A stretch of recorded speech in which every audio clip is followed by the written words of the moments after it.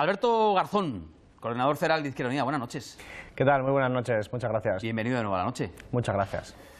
Este fin de semana ha sido un fin de semana importante para usted, ¿no? Bueno, ha sido un fin de semana muy intenso, lo que pasa que ha sido el final de un proceso asambleario que empezó en febrero y que ha terminado este fin de semana, así que efectivamente es el punto final. Y esta mañana tenía también usted una mañana interesante. También, es presentando verdad. En un desayuno a Pablo Iglesias. Eso es. Y a partir de ahora un montón de actos. Bueno, a partir de ahora más campaña, estamos todavía en el pre-campaña, pero por apenas unas horas, y después ya efectivamente el pistoletazo de salida de una campaña que yo creo que va a ser muy intensa, pero al mismo tiempo muy emocionante y esperemos que sea para bien, desde luego desde nuestra coordenada, que es la de la candidatura de coalición. Luego quiero que escuchemos juntos la frase que llamó mucho la atención este fin de semana de Cayo Lara, que decía aquello de que no iba a saber a quién votar, aunque luego es verdad que luego lo explicó, pero bueno, luego lo escuchamos juntos. Pero ahora le quiero preguntar, en este inicio de programa, ¿cree que los militantes de Izquierda Unida temen de alguna manera que la coalición con Podemos les haga perder su propia identidad, la identidad de Izquierda Unida? Yo pienso que no, y además lo que hay que atenerse es a los resultados de la consulta. Se hicieron dos consultas, de hecho, sobre este acuerdo de Podemos con Izquierda Unida con Podemos y con otras fuerzas, y en el primero creo que tuvimos un 84% de votos favorables, en el segundo, con toda la información ya disponible, un 87% largo de votos favorables. Y luego, en la propia asamblea, la candidatura que yo encabezaba y que representa un proyecto político de nítida apuesta también, entre otras cosas, por la confluencia, hemos recibido el 75%. Si a eso le sumamos que vemos en las encuestas que los votantes de Izquierda Unida mantienen una fidelidad muy importante con esta candidatura, yo lo que veo es desde luego que no hay ningún temor fundamentado. Hay gente que lo puede decir, pero no está fundamentado en la realidad, que es la que manda. Bueno, las encuestas, al menos las de este fin de semana, ya hablaban de ese sorpaso de Unidos Podemos, al menos en votos, algunas también en escaños, pero al menos en votos al Partido Socialista. ¿Ustedes están convencidos de que ese sorpaso se producirá finalmente en la encuesta final, que es la de las urnas?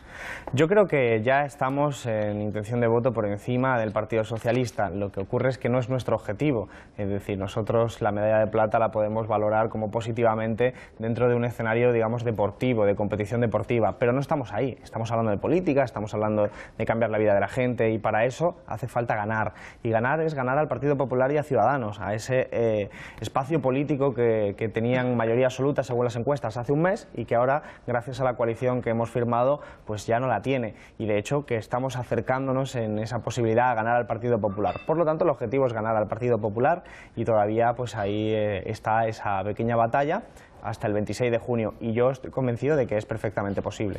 Bueno, el jueves por la noche, a las 12 de la noche, arranca iba a decir la tradicional pegada de carteles, pero yo siempre lo digo y nunca veo ni tradicional ni pegada de carteles. Bueno, arranca la campaña oficialmente el jueves a las 12 de la noche y nos preguntamos, por eso le pregunto, ¿veremos mucho a Alberto Garzón y a Pablo Iglesias juntos? ¿Participarán en muchos actos conjuntamente? Bueno, depende de lo que uno quiera decir que es mucho o poco, siempre es relativo, desde luego. ¿Cuántos mítines? Pero desde luego va a ser bastante. Yo, desde mi punto de vista, está muy bien. No se trata de una campaña, digamos, instrumental en la que dos partidos simplemente se presentan juntos y después están siempre separados. No, va a ser un mensaje político muy claro. El mensaje político es: hay una candidatura conjunta que representa la esperanza para este país, y eso se traduce en la campaña electoral en que probablemente tengamos una suerte de 4 o 5 mítines con Pablo Iglesias en los que yo participo, otros cuantos con otros compañeros de Podemos como Íñigo Errejón, y desde luego pues toda una militancia de Podemos y militancia de Izquierda Unida que participa conjuntamente en otra serie de actos a lo largo de todo el territorio, lo cual yo creo que es un bonito símbolo, porque se va a sumar también más gente. Ada Colau, este sábado estamos en Barcelona, Mónica Oltra, que estaremos en Alicante, en fin, en Galicia también estaremos. Creo que está claro que es una campaña coral y que eso tiene mucha enjundia, desde luego. Alberto Garzón, coordinador federal de Izquierda Unida, con él seguimos conversando. Lo digo porque ahí Rafael Alonso decía, bueno, el turista no sabe quién es Pablo Iglesias ni quién es Alberto Garzón, sí. He presentado a Alberto Garzón esta noche de una manera diferente, coordinador federal de Izquierda Unida, porque lo es ya desde este fin de semana. Y eso, Alberto, ¿en qué crees que se va a notar? Bueno, es un proceso y por lo tanto lo que empezó en enero, esa asamblea, yo creo que también ha habido elementos que se han ido notando. Yo creo que la impronta que hemos dejado y que durante estos últimos meses ha sido, entre otras cosas, poder conseguir este acuerdo con Podemos, pero fundamentalmente lo más destacado de las novedades, a veces pueden parecer la forma. Por ejemplo, está la primera asamblea en la que votan directamente todos los militantes, directamente a su nueva dirección, sin pasar por un juego de delegados que es igualmente democrático, pero que nosotros entendíamos que era mejor hacerlo de forma más participativa. Y eso también es una novedad asociada con esta renovación, un proceso de renovación en Izquierda Unida que lleva ya un tiempo y que va a continuar. Y nosotros lo que queremos es desplegar este proyecto político, y en ese sentido lo que creemos es que hay que avanzar más hacia un partido que abandone esa forma de partido político clásico y sea más movimiento político y social. Es decir, para que me entienda la gente, una organización más volcada en la calle, donde la gente sufre sus condiciones de vida como efecto de las políticas de derechas, como los desahucios, el desempleo, la precariedad, las manifestaciones, las huelgas. Una organización que esté imbricada en esos conflictos, más que convertirse en una maquinaria electoral centrada única y exclusivamente en las elecciones. Algunos de sus predecesores, como coordinadores federales de Izquierda Unida, pues se han manifestado contrarios a la coalición de Izquierda Unida con Podemos. Muy crítico fue en su día Gaspar Llamazares, quizá no tanto en público Cayo Lara, pero le decía yo al inicio y creo que repasemos juntos pues la frase que nos llamó tanto la atención de este fin de semana. Cayo Lara como dejaba su puesto como coordinador federal de Izquierda Unida, y una responsabilidad que dice que dejaba en su discurso con esta frase. Quiero que la escuchemos juntos. Bien. Me va a costar votar en estas elecciones, pero voy a votar. Votaré el día 26 como si fueras tú quien encabezara la lista de Madrid, porque aunque vayas en el número 5, tú sigues siendo mi candidato a la presidencia del Gobierno. Y agradecer a una persona cuya lealtad, honestidad y desde luego claridad ideológica, sin la cual no hubiera sido posible llegar hasta este lugar. Y por lo tanto quiero dedicar de mi palabra, personalmente, honestamente, y que entre todos y todas le demos las gracias, desde luego, al compañero Cayo Lara. Usted le agradecía el trabajo previo a Cayo Lara. Es verdad que la frase de Cayo Lara, yo le decía también al inicio, un poco confusa, porque si bien es verdad que decía que va a tener dificultades para votar, se refería a que al buscar la lista pues no sería el primero, sino el sexto, el de su partido, el sexto en la lista. Yo creo que lo que está diciendo Cayo con esa frase, de la cual además creo que lo más importante es el hecho de que manifiesta que va a votar desde luego esa coalición, es que probablemente lo que está transmitiendo es que la fórmula final de este acuerdo no es la que más le hubiera gustado, pero que sin embargo es un buen acuerdo porque le va a votar. Nadie votaría en algo contra lo que está situado. Y en ese sentido yo creo también que efectivamente es un buen acuerdo para Izquierda Unida, es un buen acuerdo para Podemos, pero sobre todo es un mejor acuerdo para la mayoría social, que es para lo que hemos estado haciendo. Cuando hicimos este acuerdo no estábamos pensando en cosas abstractas, ni estábamos pensando en relaciones personales. Estábamos pensando en la ley Mordaza, estábamos pensando en los desahucios, estábamos pensando en el desempleo y en cómo resolver esos problemas. Y eso es lo que nos llevó a hacer ese acuerdo, que a unos le habrá gustado más, a otros quizás le haya gustado un poquito menos, pero que creo que según señalan las encuestas y lo que palpamos en la calle fundamentalmente es que hay una gran alegría y sobre todo una suerte de clamor popular porque esto pueda seguir adelante y pueda tener un gran resultado el 26 de junio. ¿Quiere, al menos, voy a preguntarle por Izquierda Unida, pero quiere al menos Alberto Garzón hacer estable esa coalición con Podemos después de las elecciones o está por ver después de los resultados de la coalición en las elecciones? Bueno, yo creo que necesitamos también indicadores y ese indicador es el del 26 de junio, sin lugar a dudas. Uno de ellos, no es el único, pero es evidente que va a ser el más llamativo.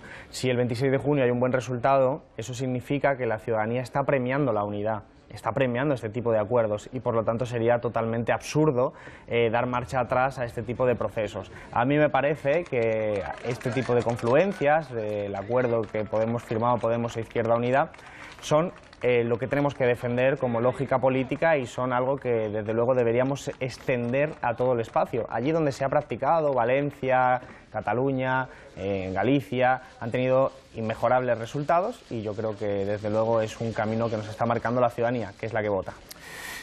Hoy Pablo Iglesias, creo que era en ese desayuno que usted mismo presentaba por la mañana, calificaba su proyecto como socialdemócrata, patriótico y plurinacional. ¿Se siente usted cómodo en esa definición? Bueno, las cuestiones relacionadas con las etiquetas, con las definiciones, son a veces cuestiones que nos llevan a debates escolásticos muy abstractos y que no ayudan a aclarar de qué estamos hablando. Depende, quiero decir.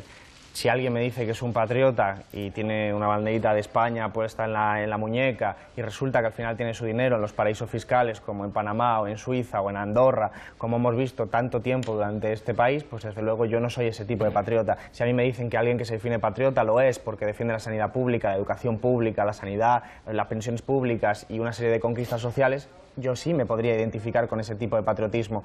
Por tanto, creo que la cuestión no está tanto en las etiquetas, sean cual sea, sino en la realidad cotidiana. Y la realidad cotidiana es la que nos define, y las políticas concretas, y de ahí que vengamos de una tradición que habla siempre de programa, programa, programa, es la que nos va a permitir saber si estamos o no estamos de acuerdo. Y yo creo que en este espacio de la confluencia puede haber diferencias de matices, pero desde luego en lo que estamos de acuerdo es en atajar la emergencia social que vive un país que tiene una tasa de pobreza de personas en riesgo de pobreza del 30%, que tiene más de 1,5 millones de hogares con todos sus miembros en paro y, en fin, que necesita soluciones que hablen más de lo concreto y menos de las etiquetas. Ya sé que salen todos a ganar y además, ya me lo dijo usted antes, y bueno, así debe ser, pero en el hipotético caso de que se produzca el sorpaso y la segunda fuerza política de este país después del 26 de junio sea Unidos Podemos, ¿confían ustedes en que PSOE como tercera fuerza política apoye a Pablo Iglesias como presidente de gobierno? Bueno, yo creo que no es una cuestión de confianza, es una relación política y eso lo va a tener que decidir el Partido Socialista. Yo creo que hay que aceptar ya de una vez por todas que no va a haber mayorías absolutas y que por lo tanto estamos obligados a una fase de una nueva cultura política, de la negociación, del diálogo, y eso nuestra coalición en sí mismo ya está mandando un mensaje.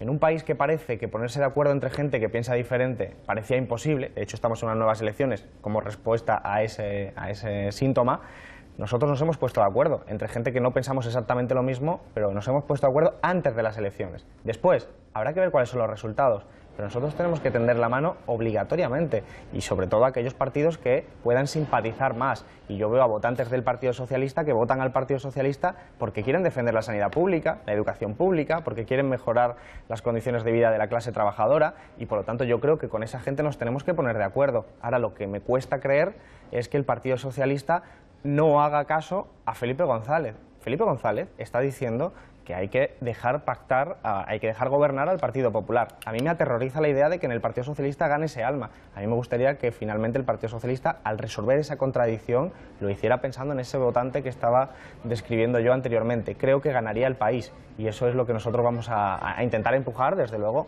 sabiendo que es una casa ajena y que respetamos todo lo que ahí ocurra. Solo una curiosidad antes de abrir la mesa. ¿El vídeo de Sol de quién fue idea? ¿A quién se le ocurrió? El vídeo de Sol del anuncio, ¿no? El anuncio, sí. Bueno, se nos ocurrió mutuamente, sabíamos que teníamos que hacer algo llamativo, que no queríamos ir a una cuestión convencional. Fue un proceso intenso el de las negociaciones y desde luego entre los dos hicimos un brainstorming, que es una lluvia de ideas, y al final se nos ocurrió hacer esta cuestión que yo creo que salió muy bien. Antes avisamos a los periodistas como respeto a la profesión a través de un comunicado, pero desde luego eso era una nueva forma de hacerlo. Después fuimos a un acto conjunto que fue, vamos, muy bonito porque la gente de forma espontánea se sumó en un barrio tan popular como es Lavapiés en Madrid. Bueno, abrimos la mesa ya os recuerdo una pregunta, Carmen, y así la hacemos ágil, rapidito. Verás qué rápido te vas a sorprender. Venga, vamos. Buenas noches. Muy buenas noches. Si ustedes ganan, estamos en el gran debate de esta campaña, efectivamente, es si se produce ese adelantamiento de su coalición al Partido Socialista. Si ustedes ganan en votos, pero no superan al Partido Socialista en escaños, ¿cree que quien tiene que liderar la formación de ese gobierno debe ser Pedro Sánchez? Y solo una precisión, es una precisión sobre una pregunta que habías hecho tú, y es muy rápida también. Hablábamos antes, o hablaba usted de las etiquetas, de que no le gustan las etiquetas, pero las etiquetas, en este caso las que mencionaba Sergio, las ha colocado su socio, las ha colocado Pablo Iglesias. ¿Usted se siente socialdemócrata, que es con lo que él se está identificando?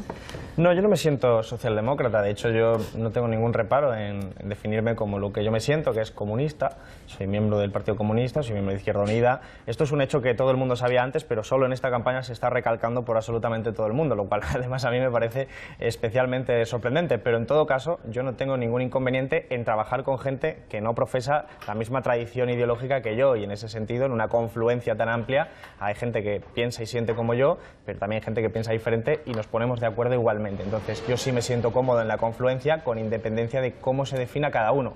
Hay gente que se define somos los de abajo, otros somos los del 99%, otros como quieran definirse. La cuestión es, en lo concreto nos vamos a poner de acuerdo para parar ese desahucio, sí o no. Si la respuesta es sí, me da igual cómo se quiera llamar, si socialdemócrata, los de abajo, el 99%, o cristiano de base, como sea, me da igual, la verdad. Y sobre la pregunta de los votos, yo creo que en un sistema electoral justo y democrático, una persona tendría un voto. Ese sería el valor esencial. En un sistema electoral como el nuestro, que es injusto, eso se distorsiona y por lo tanto al final puede darse la paradoja de que uno tenga más votos y menos escaños. Pero eso es un defecto del sistema electoral y lo que tenemos que hacer desde luego es avanzar hacia un sistema electoral que permita que una persona es un voto. Respuesta, por lo tanto, derivada de esa argumentación, yo creo que quien tenga más votos es quien tiene más legitimidad porque tiene más gente detrás que le ha apoyado y eso debería ser, a mi juicio, la forma normal de proceder. No obstante, nosotros creemos que vamos a estar con una sorpresa, creo que además es lo que se va palpando y espero que desde luego esto sea un debate secundario, pero que desde luego en ese caso y en esa hipótesis mi principio es el de los votos. Ya le digo yo que secundario no será, pero bueno. Chema. Sí. Hola, de nuevo, Alberto. Muy buenas.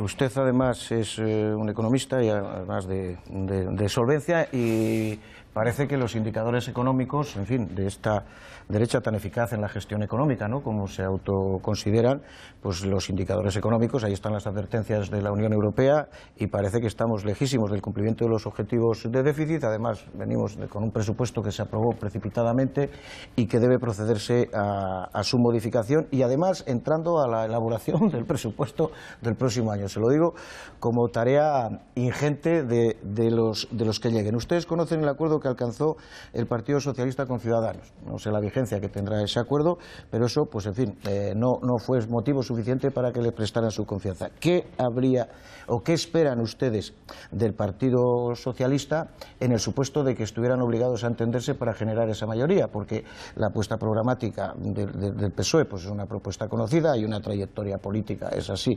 socialdemócrata, que ha sido claramente insuficiente en su visión. ¿Qué habría que modificar para incorporar o para alcanzar ese acuerdo con el Partido Socialista? Y una cuestioncita más, en el supuesto de que esa mayoría de cambio, esa mayoría de progreso, como gustan de llamar, necesitara a las derechas nacionalistas, que como usted bien sabe, al margen de cuestiones secesionistas y tal, pero la derecha catalana es cómplice de ajustes, cómplice de recortes y ha sido una derecha dura en la gestión social en Cataluña. ¿Habría que incorporarlos a ese acuerdo de cambio, de progreso? No, yo creo que has acertado perfectamente en la definición de esa derecha nacionalista. No obstante, ni Partido Popular ni Partido Socialista han tenido nunca reparos en pactar con ellos cuando lo han necesitado para gobernar. Claro, por eso nosotros creemos que no son sujetos del cambio político tal y como nosotros lo definimos. Es más, nosotros lo que le pedíamos al Partido Socialista en el momento en el que estaba haciendo ese pacto con Ciudadanos era que optara por una mesa 4, que era el espacio político donde estaban los partidos que yo definiría de izquierdas y donde estábamos nosotros, que sumábamos más escaños que en el pacto de Ciudadanos y que desde esa mesa podía presionar incluso a Ciudadanos para una abstención. Y el Partido Socialista eligió hacer lo contrario, paradójicamente, pactar con Ciudadanos, que tenía menos escaños, para presionarnos a nosotros para una abstención. Y desde luego eso fue una decisión política, eso no tenía nada que ver con los partidos nacionalistas. Por eso hemos ido al una decisión, Alberto, efectivamente. Entonces, ¿qué era el pacto del Partido Socialista y de Ciudadanos? Era un pacto bastante raro porque tenía una serie de desiderátum y de propuestas sociales que estaban muy bien sobre el papel, pero después la parte central, y lo digo también como economista, que era la economía, era una parte que estaba prácticamente calcada del programa económico de Ciudadanos. Y claro, entonces lo que hace es convertir en papel mojado la parte de los derechos sociales. ¿Qué exigimos nosotros? Exigimos que nosotros queremos un cambio de gobierno, desde luego que sí, pero también un cambio de políticas. Y las políticas se tienen que cambiar siempre y cuando haya un presupuesto diferente, una política económica diferente. Y nosotros, una de las cuestiones anecdóticas, pero muy representativas, es que le preguntamos al Partido Socialista que qué iba a hacer con Bankia. Como todo el mundo sabe, Bankia fue nacionalizada, hemos pagado más de 20.000 millones de euros todos de nuestro bolsillo, que ha incrementado la deuda pública hasta el 100% del Producto Interior Bruto. pagado todos nosotros y nosotras. Y está en proceso de privatización. Nosotros le preguntamos, ¿vais a continuar ese proceso de privatización que ha hecho el Partido Popular o vamos a mantenerla pública para paralizar los desahucios, para poder financiar líneas de ahorro barato, de crédito barato a las pequeñas y medianas empresas o los autónomos? Y lo que nos contestaron era que quería mantener la privatización, querían mantener el programa del Partido Popular. A mí no me parece esencialmente anecdótico, me parece representativo de una política que tiene que ver con una entidad que hemos pagado entre todos y todas y que ahora, cuando ya se ha saneado con nuestro dinero, se va a privatizar para vendérselo a alguien que vaya a hacer negocio y vaya a sacar ganancias de ahí. Esa política y esa forma de hacer política del Partido Socialista es la que nunca vamos a apoyar nosotros. Ahora, si nos ponemos de acuerdo en un programa económico y social coherente, el Partido Socialista, como decía antes, tiene que ser nuestro aliado. Pero lo que no vamos a hacer es hacer que Albert Rivera pueda gobernar por la puerta de atrás. Juan de. Sí, buenas noches, señor Garzón. Hoy, Pablo Iglesias, esta mañana, bueno, aparte de estar en un desayuno informativo, como hemos visto hace unos minutos, también luego ha estado ha compartido con la red social, con Facebook también un encuentro. Y una de las cosas que ha dicho precisamente ahí, literalmente, es que estoy un poco hasta las narices del tema de Venezuela. Entonces, mi pregunta es, con independencia de su opinión sobre el asunto de Venezuela o no en la precampaña y en la campaña electoral, ¿está de acuerdo? ¿Está Alberto Garzón también hasta las narices del asunto de Venezuela? ¿Y es para Alberto Garzón Venezuela un referente, ¿no?, en determinadas políticas sociales, como algunos miembros de Izquierda Unida han dicho en alguna ocasión? No, no es un referente. Creo que de todo se puede aprender y creo que de un país que ha sabido sacar a más de 3 millones de personas de la pobreza y ha conseguido cambiar el país como cambió Venezuela de los años 90 a la actualidad, desde luego hay cosas que se pueden aprender. Pero de la misma forma que yo siempre pongo de relieve cosas que aprendería del sistema estadounidense. Por ejemplo, las comisiones de investigación en los parlamentos como el de Estados Unidos son brillantes. Es algo que deberíamos traer a nuestro país y nos hubiera venido muy bien en estas décadas de corrupción. Creo que se puede aprender mucho de los países nórdicos. Es decir, creo que no podemos ir a un sectarismo, decir, este es mi modelo, lo traigo, lo aplico tal cual, porque no funciona así. Creo que, desde luego, todos los países tienen políticas que son correctas, políticas que son incorrectas, y nosotros tenemos un país muy particular, España, que tiene sus singularidades. Y en ese sentido, sí que podría decir que estoy, no quizás hasta las narices, pero sí sorprendido de que un país como Venezuela, que está a miles de kilómetros, prácticamente todos los ciudadanos de este país sepan cómo se llama el presidente, cómo se llaman los opositores y sepan prácticamente al milímetro determinadas informaciones, además con determinado sesgo. Y sin embargo no sepamos casi nada de lo que ocurre en Portugal o en Francia, que llevan semanas de movilizaciones muy interesantes por lo que está expresando de la Unión Europea, lo que decía también Carmen con respecto al Reino Unido, y no nos estamos enterando de absolutamente nada, pero Francia está ahí y nadie sabe prácticamente cómo se llaman los ministros de Francia, y lo tenemos mucho más cerca. Y yo creo que eso a mí por lo menos me sorprende porque me parece que lo primero que tendríamos que hacer es hablar de lo que nos está ocurriendo en nuestro país. Hay miles de personas cada día en los comedores sociales en este país y no hace falta irse a otros países del mundo que también tendrán sus dificultades para intentar atacar a otro partido. Yo quiero una política constructiva, propositiva, en la que uno diga, en España ocurre esto y yo ofrezco esta solución, pero hacer campaña todo el rato hablando, como el otro día en el debate Albert Rivera, de incluso China, me parece verdaderamente que no es serio porque estamos hablando de una política que afecta a mucha gente que nos está viendo, que está preocupada con su realidad de vida, y le están metiendo Venezuela por las orejas. Y a mí Venezuela me parece interesante, pero desde luego creo que no es extraordinariamente la prioridad en este momento. Bueno, la prioridad la ha marcado en algunos, perdona Sergio, la ha marcado en algunos momentos el propio Pablo Iglesias y Podemos, y luego todas las informaciones que aparecieron sobre la supuesta financiación de una fundación, de la fundación vinculada a Podemos, por parte del régimen venezolano, ¿no? Bueno, yo no sé quién marca las prioridades. Creo que esto es un ejercicio que tiene más que ver con un coro que con una sola persona. Pero desde luego todas las acusaciones de financiación ilegal que se han hecho a Podemos han acabado en los juzgados y han sido desestimadas. Y por lo tanto no hay ningún argumento para decir eso. Y sin embargo se han seguido manteniendo ese mantra que tiene mucho que ver, yo creo, también con el interés de algunos partidos, como Ciudadanos, por ejemplo, de no hablar de lo que está sucediendo en este país, o al menos no tenerlo como una prioridad. Yo sí lo tengo como prioridad, hablar de mi país y de hablar de los problemas de la gente de mi pueblo y de mi gente. Manuel. Tradicionalmente Izquierda Unida ha sido partidaria del derecho a decidir y partidaria de la celebración de una consulta independentista, de un referéndum, ¿no?, independientemente de cuál sea su resultado. Sin embargo, no me consta que Izquierda Unida tradicionalmente haya sido secesionista, es decir, sí a la celebración, pero no a la secesión. Mi pregunta es concreta al candidato Alberto Garzón, ¿quiere usted que Cataluña se separe de España? Lo digo porque pertenece usted a una confluencia, como lo ha denominado, en la que hay partidos abiertamente independentistas, sin complejos y sin matices. ¿Eso representa para usted, para Izquierda Unida, un problema?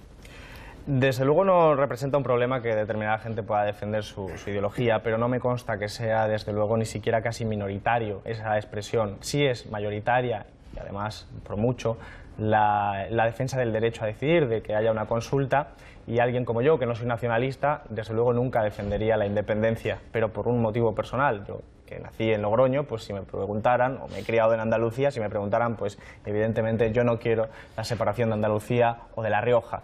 Y los catalanes, si yo fuera catalán, pues votaría también que no en esa consulta, porque creo que aquí lo que importa son las condiciones de vida de las clases populares de un lado y de otro. A veces cuando uno se encuentra a Artur Mas hablando del pueblo catalán y sabe que Artur Mas es quien ha recortado en la sanidad, en los hospitales, en la educación catalana, que ha provocado y ha promovido desahucios en Cataluña, pues se encuentra con que hay una enorme hipocresía. Pero sí creo que este conflicto, que es un conflicto que afecta a todo el Estado, tiene que resolverse desde el diálogo y la negociación. Y uno de esos instrumentos es el derecho a decidir, un referéndum, para que la gente se pueda expresar. Si no lo hacemos por la vía de la política, lo que estaremos alimentando será el sectarismo. Y yo creo que en el sectarismo no va a ser precisamente la razón quien se vaga con muchos adeptos. Pero no siendo independentista, ¿no representa para usted una contradicción insalvable estar en un proyecto en el que se apoya el independentismo? El proyecto no es independentista. El proyecto de la confluencia en absoluto es independentista. Hay candidatos en Galicia, en Cataluña, que son netamente independentistas. Lo que nuestro proyecto está defendiendo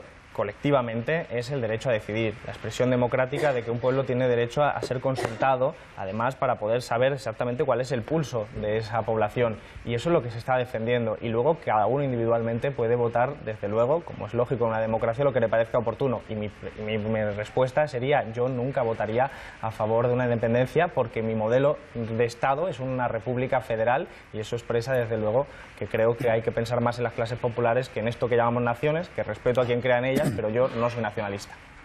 Pepe Herbás, buenas noches. Muy buenas noches, Sergio. Bueno, pues hemos pedido a Pepe Herbás, como siempre que tenemos invitado en la mesa, que repase, que revise, que subraye lo que ha contado la prensa acerca de nuestro invitado en los últimos días. ¿Qué has encontrado y qué te ha llamado la atención sobre Alberto Garzón? Pues yo creo que gran parte de los artículos recuerdan el emotivo y tenso traspaso de poderes dentro de la Secretaría Federal de Izquierda Unida, al que ya se ha referido Alberto Garzón, y también recogen la defensa que ha hecho del acuerdo entre Izquierda Unida y Podemos, no solamente porque, según su criterio, va a ser beneficioso para ambos, sino sobre todo para los trabajadores.